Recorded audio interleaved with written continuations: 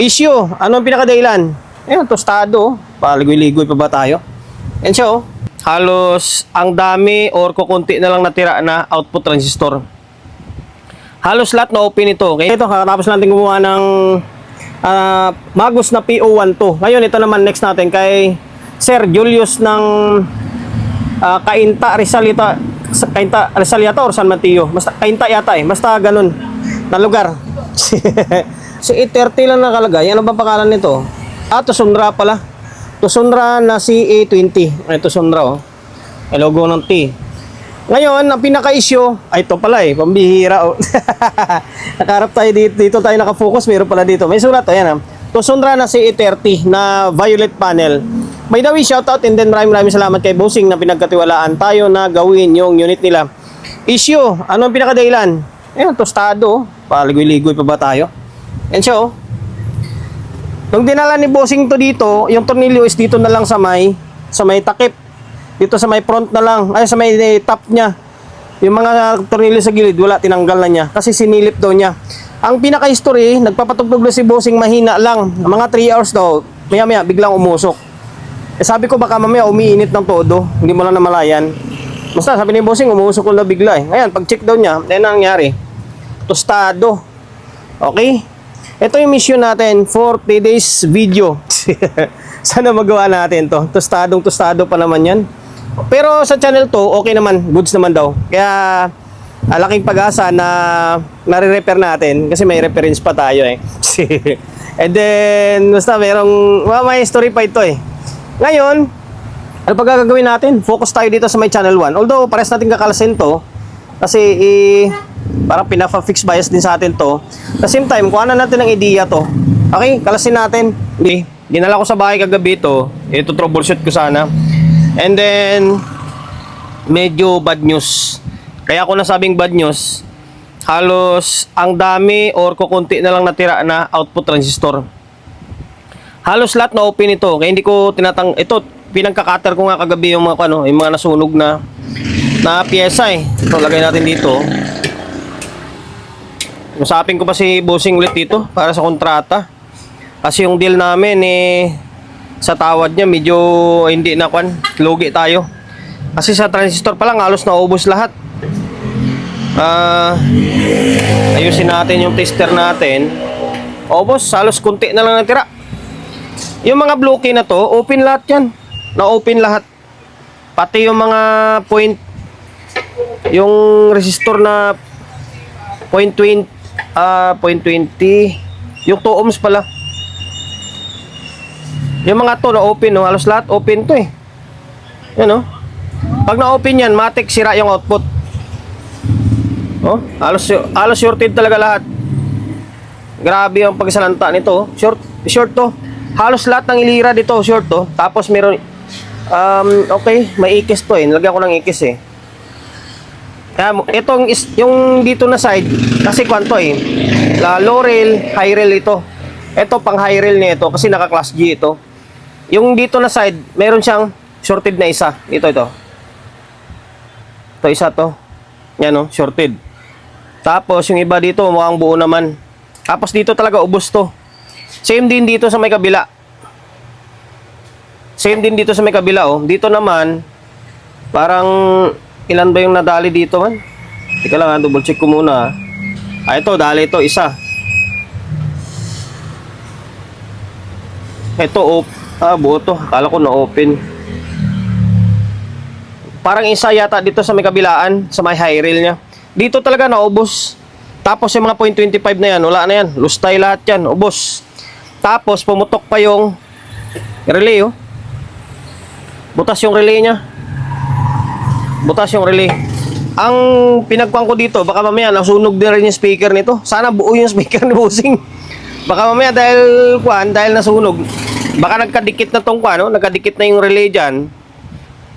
Baka kusapin ko na si Bossing, baka mamaya nasunog din yung niya. Nasunog din yung speaker. Ngayon, ano pa gagawin ko dito? Buti may video tayo para kahit paano may makita rin yung Bossing. Alasin ko lahat nito. Itong bias transistor niya, buo pa. Tanggalin ko muna lahat ng output na sira, tapos palitan natin. Pati itong mga bloke, oh. Wala na yan, open lahat yan. Sa pagka hinahaba-haba ng oras, hindi biro yung trabaho niya. Yan yung kung gaano kadaming transistor. Tingnan nyo kung gaano kadaming transistor. Kakalat. Yan, pinaltan na natin lahat to. Bago lahat to. May natira siguro mga 6 na piraso lang. 6 o 7. Ganun kadami. Grabe na yan. Tapos, sana nadugtong ko na lahat. Ito, pinaltan natin to 1.5K. Tapos yung nasunog dito, 15 ohms, 100 ohms, 2.2, 2.3, mas dito. Yung dito mga nasunog dito. Tapos 5551 dito. And then dito sa may drive niya, na-check ko naman to alas lahat. Yung A970 tsaka C2240, buo naman. Pati yung mga transistor dito sa may drive niya, buo naman eh. Sana, yun lang. Ngayon, wala naman na shorted dito. Ito kinalas ko to kasi pinagambingan ko or kinuhanan ko siya ng ideya ng parts value. Para kahit papaano alam natin kasi yung mga nasunog na tuloy dito, mga nasunog diyan, hindi mo na alam kung ano yung value. Tuloy dito. Kaya kailangan mo baklasin yung isa. Okay, dito wala nang shorted. Okay, parang wala naman na. Okay. Pwede na laban siguro to. Pwede na subok to. Try natin Output transistor ang pinakamarami. Tapos yung isa pa palang kwan dito, yung J na 162. Pinalitan ko pa pala. Yung 162 dito, sira din. Leak. Tapos ano pa ba? Mamaya, i-fix bias natin mamaya to. Kasi pinapa-fix bias sa atin. Patinuin muna natin. And then yung relay pala pinalitan ko Ito yung relay kanina Di ko lang pinakita kasi nga haba lalo yung oras. Butas itong relay parehas naman sila Butas talaga siya Grabe pagkalusaw niya. Kaya pinalit natin, bunot lang ito. Tapos itong mga bloke. Dito na side, sira lahat to. Yung bloke na open lahat yan. Yan, pinalitan natin. Tapos may mga ngilan-ngilan dito na pinalitan din tayo. Yung 0.33, bago lahat yan. 1, 2, 3, 4, 5, 6. Basta 0.33, yung mga pinalitan natin. Yung 0.25, buo. Okay? Ngayon, try ko munang isalpak ito sa may casing. Tingnan natin kung ano mangyari. Tapos dito, pinalitan natin ng fuse na. Yung dalawa. Okay, balik natin. Testing natin. Ito, binalik ko muna yung board. Hindi ko muna kinabit yung supply. Itong mga supply na to, hindi ko muna high rail, low rail, negative positive, di ko muna kinabit kasi obserbahan ko muna yung relay. Diba nasunog yung relay? Pagganahin ko muna yung relay. Sana hindi tinamaan yung relay section. Ngayon, on natin. Para mag-normal muna yan.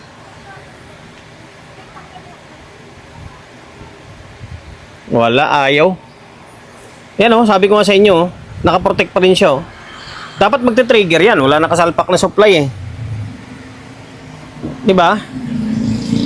May tinamaan din talaga sa relay siguro. Double check muna natin. Kaya pala halos hindi ko makita yung sira. Ito pala, putol pala itong diode Kung titignan mo siya buo pero pag ilahin mo siya ganyan, putol pala Anong value kaya niyan? Value niyan ay, tingnan natin, D4752. Okay, search ko kay paring gagil Isa lang. Yung isa buo naman to mukhang buo yung isa Ito lang, putol pala. Kaya pala kahit anong hanap ko, parang wala naman ako nakasira makitang sira Ito lang pala. Tingin ko yan lang. Ito lang talaga siya. Nakaligtaan ko siguro kanina i-check ng maayos. 4752. Baka 27 volts or 33 volts yan.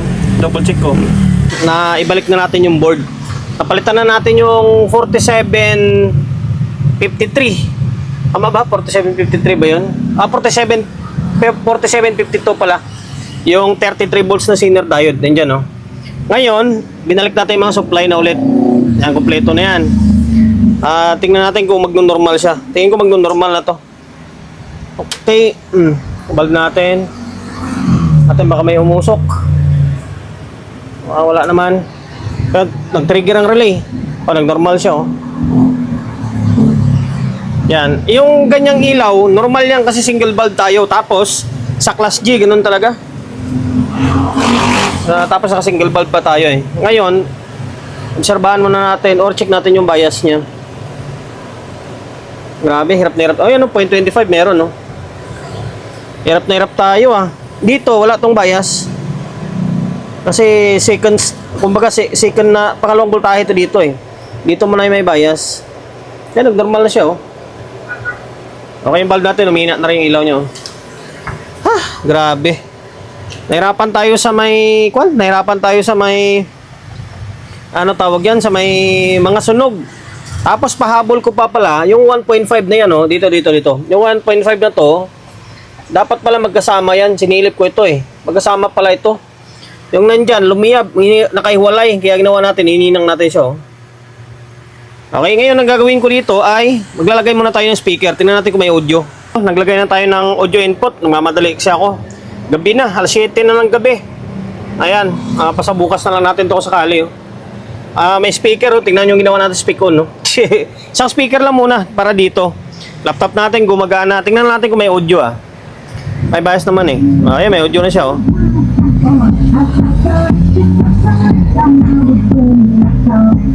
Okay na. May audio na. Okay. Goods na. Kabilang channel na lang. Siyempre, hindi pa natin totaling masabi na goods ito. Or okay ito kasi hindi pa natin na-testing to eh. Inangat lang natin kasi kinuha na natin ng idea ito.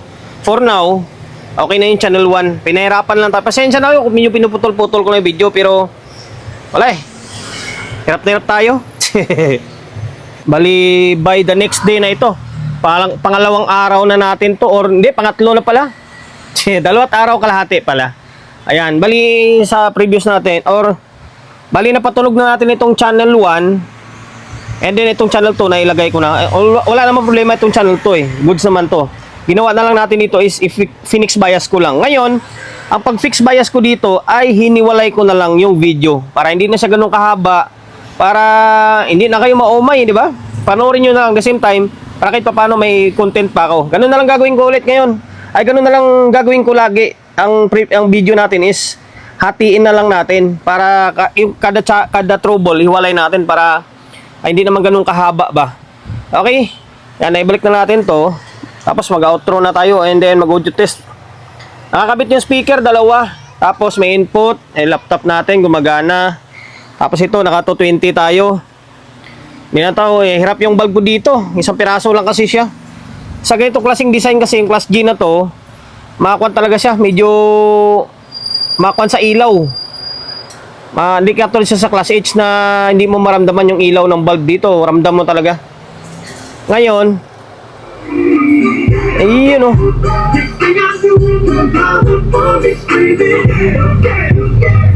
Okay, channel 1. Channel 2. Okay, naulit natin ang pag-fix bias nito. Panoorin nyo na lang sa kasunod na video natin. Okay. Okay, hanggang dito na lang. Sana nakapagbigay idea tayo sa inyo. Sundan nyo lang yung ginagawa natin or sinasabi natin. Tsak may makukuha kayong diskarte. Okay, tusundra na si E30. Sibak or umusok yung isang channel. Dami. Transistor, tingnan nyo kung gaano kadami. Oh. Halos naubos lahat. Dagdag mo pa itong kwan. Oh. Yung relay niya. Tapos yung J162 pala, pinalitan natin. Okay, and then dahil lumabot ka sa part ng video natin na ito at hindi ka pa rin nakapag-subscribe, pakisubscribe ng YouTube channel natin. Pinutin mo yung bell button sa gilid, select mo yung all. Ayan, kapag napindot mo na yan, manonotified ka kapag meron tayong bagong upload na video. Nag-upload tayo ng video, 1 beses, 2 beses kada araw. Okay? God bless and then peace sa atin lahat.